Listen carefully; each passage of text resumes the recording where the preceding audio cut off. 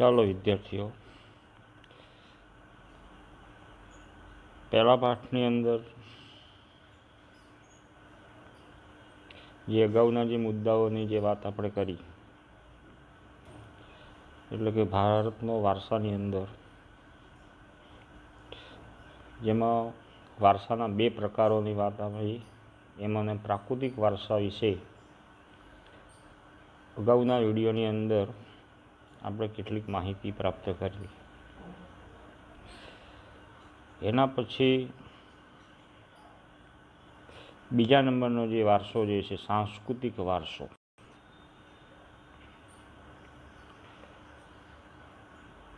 એટલે કે માનવ સર્જિત વારસો.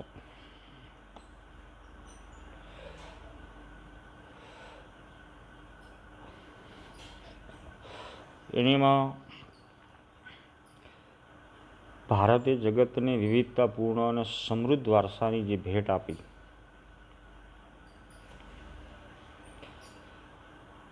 સાંસ્કૃતિક વારસો એટલે માનવ સર્જિત વારસો.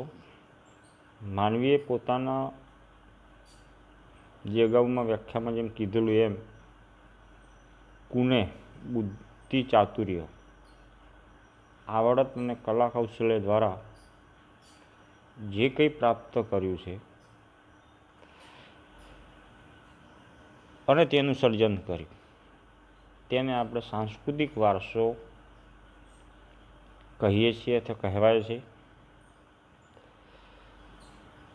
આ માનવ સંસ્કૃતિ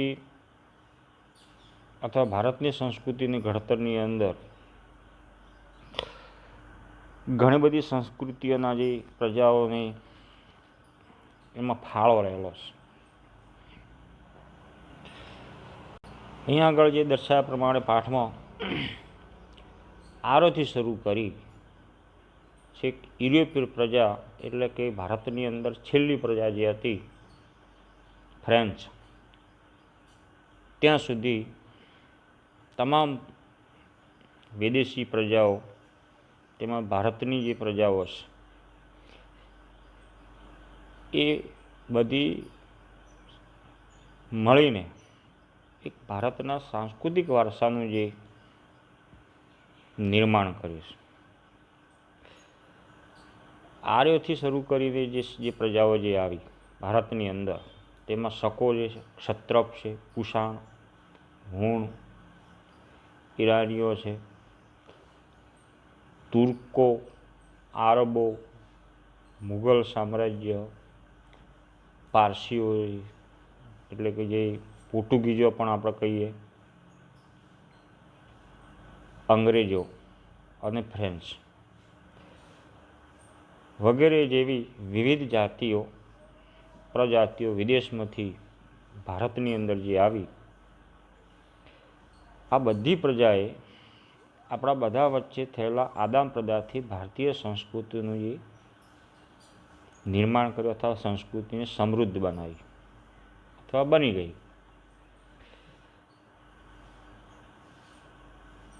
અહીં આગળ સાંસ્કૃતિક વારસાને જે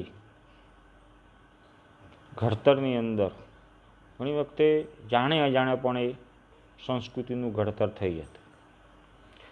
કારણ આ બધી પ્રજાઓ પોતપોતાના સ્વાર્થ માટે ભારતની અંદર જે આવેલી, ખાસ કરીને વેપાર માટે. ભારત એક સમૃદ્ધ રાષ્ટ્ર જે હતું પ્રાચીન સમયથી વેપારની સંબંધની બાબતની અંદર, એ વેપારિક જે કલા કારીગરી હતી એ આપણે અગાઉના પાઠમાં જોઈશું. પણ આ બધી પ્રજાઓ આપણા દેશમાં જે આવી અને એ પ્રજાઓએ આપણા દેશની અંદર સાંસ્કૃતિક વારસાની અંદર કહી શકીએ અંદાજિત કે અજાણતો પણ આપણી સંસ્કૃતિમાં ઘડતરમાં એમને ફાળો આપેલો છે. એમના ફાયદા માટે આપણને જે ફાયદો છે. બીજા ફકરાની અંદર જે લખેલું કે પ્રાગ ઐતિહાસિક સમયથી ભારતે વિશ્વની પ્રજાઓને સાંસ્કૃતિક વારસાઓની ઘણી બધી બાબતોની ભેટ આપી. હવે પ્રાગ ઐતિહાસિક, હવે ઐતિહાસિક બાબતની અંદર પ્રાગ ઐતિહાસિક, તેમાં અહીંયા આગળ જે આપેલું નથી, પણ તમે જાણ ખાતર જે વાત કરું કે પાષાણ યુગ છે. પાષાણ યુગ એટલે પથ્થરમાંથી બનાવાતા હથિયારો, એ પાષાણ યુગ છે. એના પછી નૂતન પાષાણ યુગ, એ પણ પથ્થરમાં થશે, પણ જે મનુષ્યએ પથ્થરને થોડોક આકાર આપીને જે હથિયાર બનાવ્યા, જેમાં થોડોક સુધારો કર્યો, જેને આપણે કે નૂતન પાષાણ યુગ તરીકે ઓળખીએ છીએ. એના પછી પ્રાગ ઐતિહાસિક સમય રહીએ કે જેમાં થોડી ઘણી માનવીની અંદર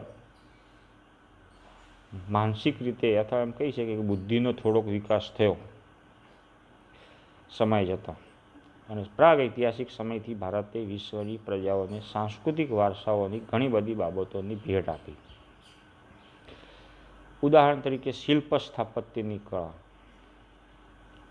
શિલ્પ એટલે જે પથ્થર જે છે એના ઉપર ચોક્કસ પ્રમાણે કોતરણી કરવી, અને આ કોતરણી કરવાનો જે આપણો જે ઇતિહાસ છે આશરે 5000 વર્ષ જેટલી પ્રાચીન છે, જેના અવશેષો ઉપરથી આપણને ખબર પડે. જેમ કે સિંધુ ખીણની સંસ્કૃતિની જે વાત આપણે કરીએ તો સિંધુ નદીના ખીણમાં જે ખોદકામ જે કર્યું, અને એ પુરાતન અવશેષો જે મળ્યા ખોદકામ સમય દરમિયાન, તેમાંથી ઘણી બધી બાબતો જે મળી આવી, એમાં કેટલીક બાબતો અહીંયા આગળ આપેલી છે. જેમ કે દેવી દેવતાઓ જે છે એમના પ્રતિમાઓ એટલે કોતરાયેલી, માનવીના કેટલાક કોતરાયેલા શિલ્પો જે છે, ઘણા બધા પશુઓની પણ મૂર્તિઓ જે પથ્થરમાંથી કોતરાયેલી જે છે, એના પછી રમકડા જે છે જુદી જુદી પ્રકારના, એ પણ આ પથ્થરમાંથી જે કોતરાયેલા જે છે, અને ઘણી બધી બાબતો આમાં જોઈ શકીએ છીએ. ખાસ જેમાં ચિત્ર જે આપેલું છે કે દાઢીવાળા પુરુષનું શિલ્પ, એની સાથે નર્તકી મૂર્તિ જોઈને આપણને આપણા સાંસ્કૃતિક વારસા પ્રત્યે સ્વાભિમાન અને ગૌરવની લાગણી જન્મે છે. એ પ્રકારનો જે વારસાને ખોદકામ સિંધુ નદીના ખીણમાં જે ખોદકામ જે કર્યું, એમાંથી આવા ઘણા બધા અવશેષો જે મળેલા છે, અને એ અવશેષોને આધારે આપણે કહી શકીએ કે આપણી સંસ્કૃતિની અંદર વર્ષો પહેલાં 5000 વર્ષ પહેલાં જે આપણી સંસ્કૃતિનો જે વિકાસ થયેલો, જે આજ દિન સુધી સાતત્ય એ સંસ્કૃતિના જે વારસા તરીકે આપણે જોઈએ છે, અને એ વારસાને જોઈને આપણા મનની અંદર આપણને આપણા ભારતીય સંસ્કૃતિ ઉપર ગૌરવ અનુભવીએ છીએ. આ જ ક્રમમાં મૌર્ય યુગની ઉધા કમળની આકૃતિ પર એ પણ શિલ્પ કોતરણી જે છે, ઉધો જે કમળ જે છે પથ્થરની જે કોતરણી કરીને સિંહ અને વૃષભનું જે છે, વૃષભ બળદ છે, આખલો ઘોડી અથવા તો સાંઢ પણ આપણે કહી શકીએ. આની સાથે બુદ્ધની પ્રજ્ઞા પારમિતાનું જે શિલ્પ છે, પછી સારનાથની ધર્મચક્ર પ્રવર્તમાનવાળી મહાત્મા ગૌતમ બુદ્ધની પ્રતિભા છે. તે પછીના કલાખંડની જૈન તીર્થકરો પ્રતિભાઓ છે. રાષ્ટ્રકૂટ રાજાઓના સમયની ઇલોરાની ગુફાઓ છે. આ બધી બાબતોને આપણે નિહાળીએ અથવા જોઈએ, અને એ જોયા પછી આપણે આપણા સાંસ્કૃતિક વારસા પ્રત્યે આદર અને ગૌરવ, આપણા સંસ્કૃતિ પ્રત્યે આપણે ગર્વ અનુભવીએ, એ પ્રકારની આપણી સંસ્કૃતિ અહીં આગળ જોવા મળે છે.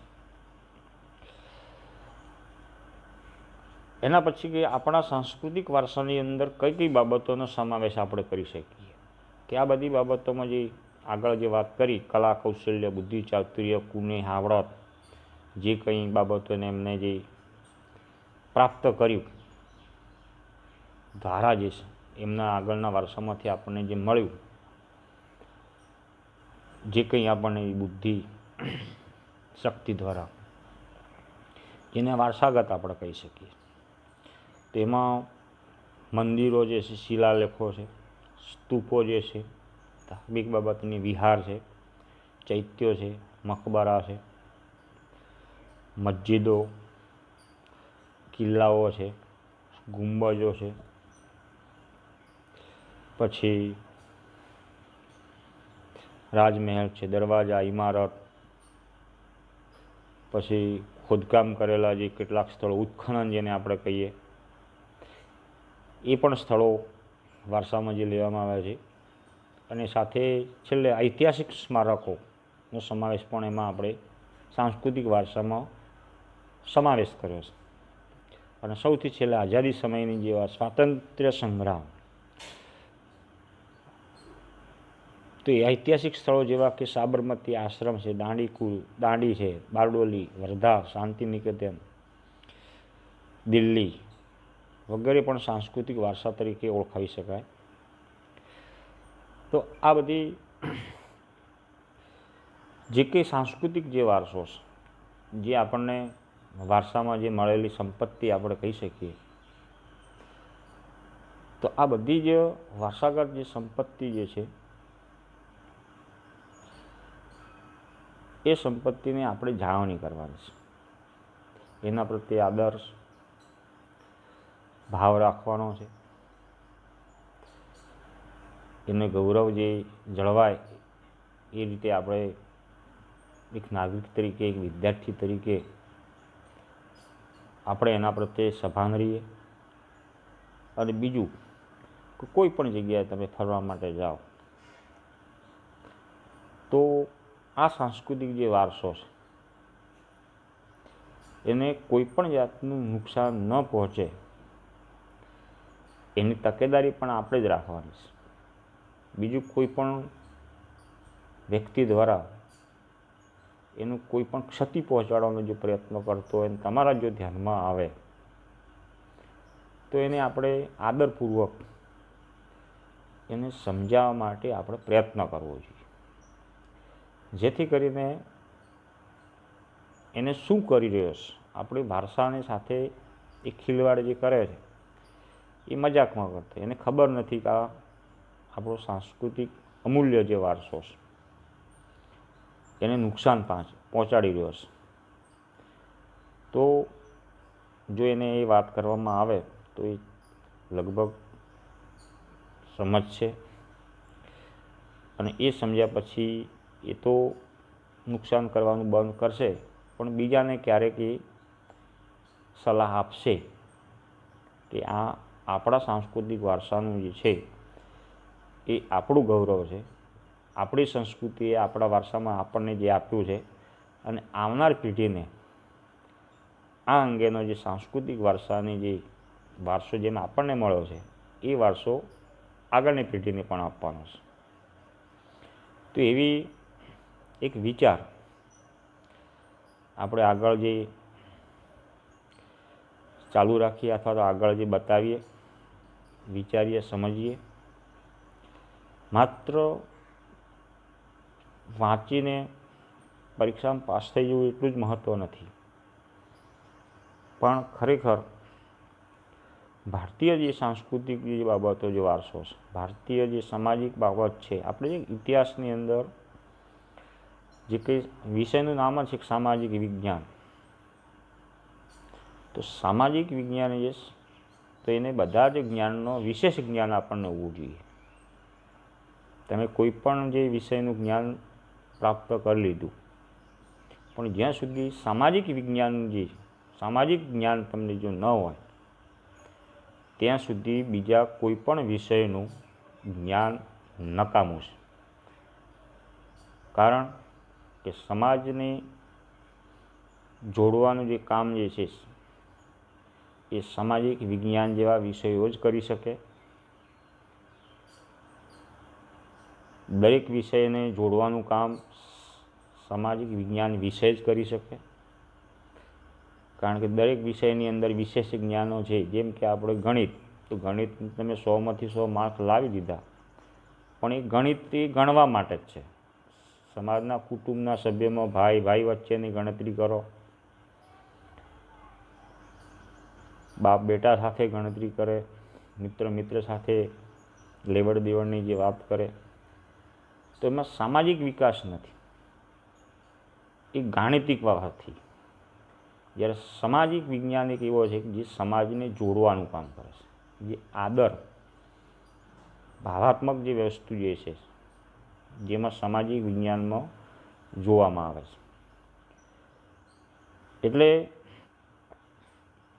દેશને જો બચાવવો હોય, દેશને સાંસ્કૃતિક વારસાને જો બતાવવો હોય, તો સામાજિક વિજ્ઞાનને આપણે બહુ ધ્યાનથી એને વાંચીએ, સમજીએ, વિચારીએ, એનું મનન કરીએ કે ખરેખર જે કંઈ સામાજિક વિજ્ઞાનની અંદર જે બાબતો જે મૂકવામાં, જે પાઠો આપણે ભણીએ છીએ, એનો મતલબ શું. જો આટલું સમજવામાં જો આવે તો તમામ વિષયનું જ્ઞાનની બાબતની અંદર થોડી ઘણી પણ આપણને માહિતી મળે. દાખલા તરીકે વિજ્ઞાન ટેકનોલોજી. હવે તો વિજ્ઞાન, વિશેષ વિજ્ઞાન ટેકનોલોજી બાબતની અંદર જે વિવિધ શોધખોળો જે કરી, સાધનો જે બનાવ્યા, પણ જો એને વિવેકપૂર્વક ઉપયોગ કરવાની જે બાબતની અંદર જો એને જ્ઞાન ના હોય, તો એ વિજ્ઞાનનું જે વિશેષ જ્ઞાન છે નકામું છે. જેને આપણે કહીએ સામાજિક વિકાસની ઉણપ. તો એ સામાજિક વિજ્ઞાન વિષય દ્વારા જ એ જ્ઞાન પ્રાપ્ત કરી શકાય કે કયા જ્ઞાનનો કેવી રીતે ક્યાં સદુપયોગ કરવો, તો એ બાબતની પણ આપણે ધ્યાનમાં લેવી. આ વચમાં જે થોડીક બીજી વાત કરી, તો એ સમાજની અંદર, કુટુંબની અંદર, વ્યવહારિક જીવનની અંદર આનો પણ આપણે ઉપયોગ કરીએ, જેથી કરીને સમાજ જે છે, વ્યક્તિ, કુટુંબ, એને તોડતો બચાવી શકાય, જે તૂટે. આજે આપણે જો જે જેમ જેમ ભૌતિક સગવડો જે વધતી જાય છે, તેમ તેમ સમાજની જે વિભાજન તરફ જાય છે. તો એને બચાવવાનું કામ પણ આપણે સામાજિક વિજ્ઞાન જેવા વિષયો જ બચાવી શકે. એટલે ખાસ આ ધ્યાન રાખો. અહીંયા આગળ જે હજી સાંસ્કૃતિક વારસાના જે સ્થળોની જે વાત આપણે કરી, એના પછી સાહિત્યની જે વાત છે, કે સૌથી પહેલાં ભાષા, લિપિ, અંક, શૂન્યની શોધ, ગણિત, પંચાંગ, ખગોળ, લોખંડ, જે ખનિજ જે છે, સાહિત્ય છે, ધર્મ છે, યુદ્ધશાસ્ત્ર છે, રથ, રાજ્યશાસ્ત્ર, પ્રાણીશાસ્ત્ર, વનસ્પતિશાસ્ત્ર, વાસ્તુશાસ્ત્ર, ધર્મો, ગણતંત્ર, ન્યાયતંત્ર, વિધિ વિધાન, પર્યાવરણ, સુરક્ષા આદિ ઘણી મહત્ત્વની શોધો પણ ભારતની અંદર થઈ છે. અને એ ખૂબ ઊંડું એનું વિશેષ જ્ઞાનનું જે ખેડાણ થયેલું છે, અને જે વિશ્વના ફલક ઉપર આપણે એને જે ભેટ આપેલી છે એમ પણ કહીએ. તો એ સાંસ્કૃતિક વારસાઓ એ આપણા ભારતના લોકો માટે કેટલું મહત્ત્વનું જે સ્થાન છે, આપણા દેશનું ગૌરવ, એ ગૌરવ આ શાસ્ત્રો, સાહિત્ય ઉપરથી પણ આપણે ખ્યાલ આવે છે કે આપણા સાંસ્કૃતિક વારસાનું વિશ્વ કક્ષાએ પણ કેટલું મહત્ત્વ છે. અને એ બાબતોને આપણે ગૌરવ અનુભવવું જોઈએ. કારણ કે જે શૂન્યની શોધ જે ન થઈ હોત, જે ન કરી હોત ભારતના લોકોએ, વ્યક્તિ બુદ્ધિજીવી હોય, તો શૂન્યથી આગળની કોઈ પણ જે અંગ છે એનો કોઈ મતલબ રહેતો નથી. અને આધ્યાત્મિક દૃષ્ટિએ પણ કહીએ આપણે કે શૂન્યમાંથી સર્જન. તમે આખરે એક જે કેમ છે કે જે ધરતીનો છેડો કયો તો પોતાનું ઘર, અને ફરીને પાછા ત્યાં જવું પડે.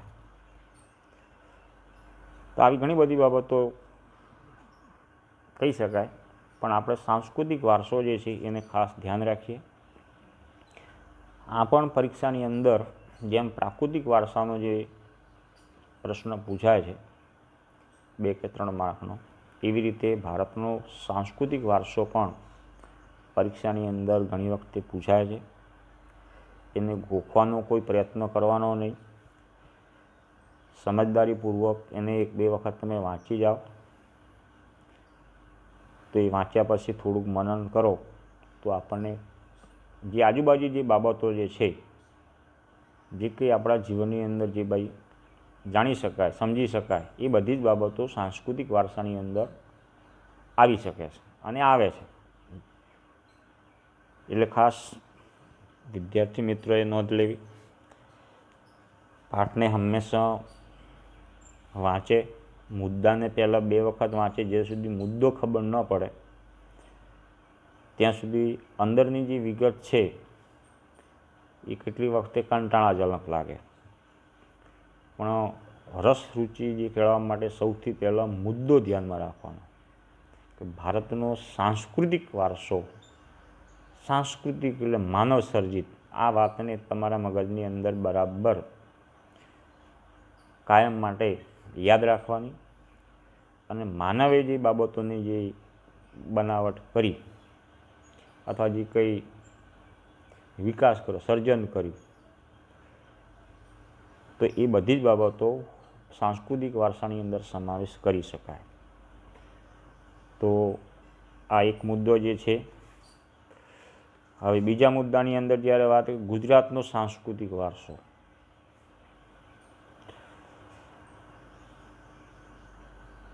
અહીં આગળ જે પાઠની અંદર જે લેવામાં આવ્યો છે, કેટલીક આપણે ગુજરાતની સાંસ્કૃતિક વારસાની સ્થળોની જે વાત આપણે કરીએ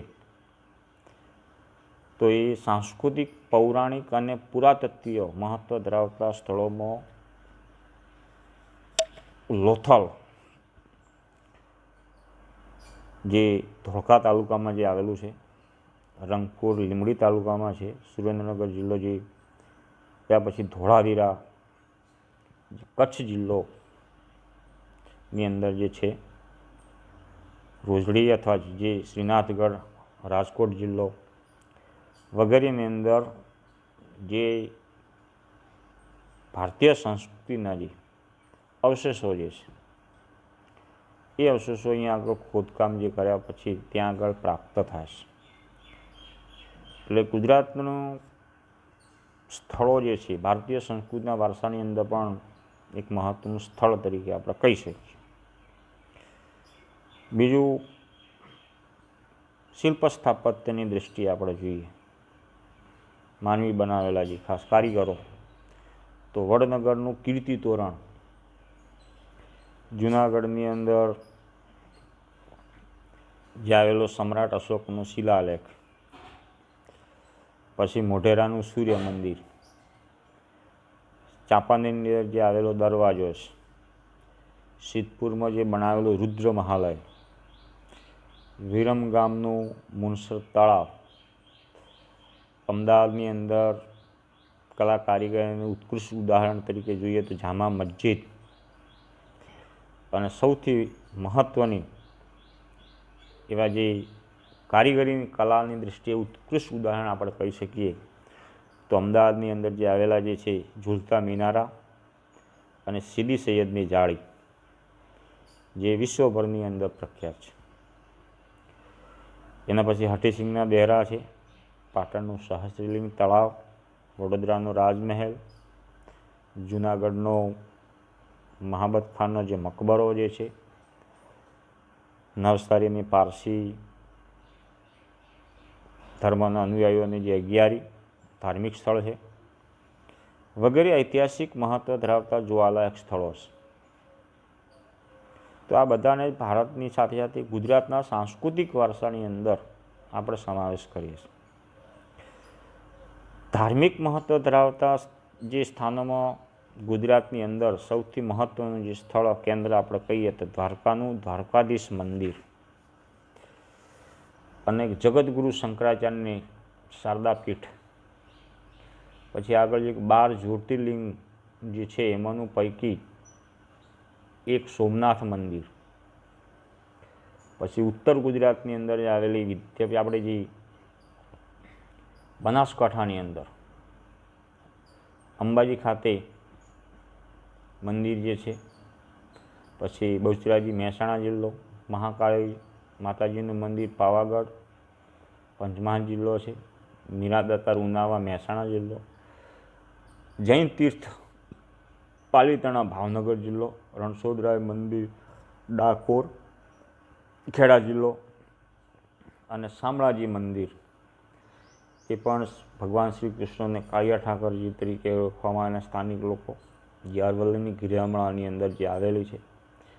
આવા અનેક ધાર્મિક સ્થળો, તીર્થ સ્થાનો એ સાંસ્કૃતિક વારસાની અંદર આપણે ગણાવી શકીએ છીએ અને એ તમામ ભારતીય સંસ્કૃતિના વારસામાં અને ગુજરાતના સાંસ્કૃતિક વારસાની અંદર પણ આપણે કહીએ છીએ. ગુજરાતના જાણીતા ધાર્મિક, સામાજિક અને પ્રવાસનલક્ષી સ્થળોમાં જે કેટલાક સમયથી સમાવેશ કર્યો છે, જેને વિજયનગરની અંદર આવેલા જે પોળો તરીકે ઓળખવામાં આવે છે, જે સાબરકાંઠા જિલ્લામાં છે. એ જ રીતે દર વર્ષે અમદાવાદની અંદર પતંગ મહોત્સવ ઉજવવામાં જે આવે છે અને કાંકરિયા કાર્નિવલ, પછી તાનારીરી મહોત્સવ જે વડનગરની અંદર પણ એને દર વર્ષે હવે ઉજવવામાં જે આવે છે વારસાનું જે ઉત્તરાર્ધ નૃત્ય મહોત્સવ મોઢેરા રણોત્સવ કચ્છની અંદર એનો પણ તેના જે સ્થાનિક લોકોની અંદર જે કંઈ વારસાગત રીતે જે કંઈ કલા કૌશલ્ય આવડત દ્વારા જેમને વારસા તરફથી જે કંઈ કલાકારીગરી છે એમના પાસે, તો એ ફરીથી પુનર્જીવિત કરવા માટે અને એ જળવાઈ રહે એના માટે રણોત્સવના કાર્યક્રમ દ્વારા એ ઉજાગર કરવામાં આવી છે.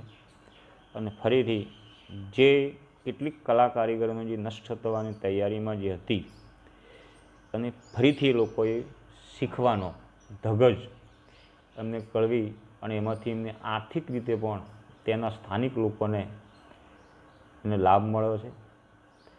એક ઉદાહરણ તરીકે જે કચ્છની અંદર પાવા વગાડવાની જે વાત છે, તો ક્યારેક સમય મળે તો યુટ્યુબની અંદર કચ્છના પાવાનું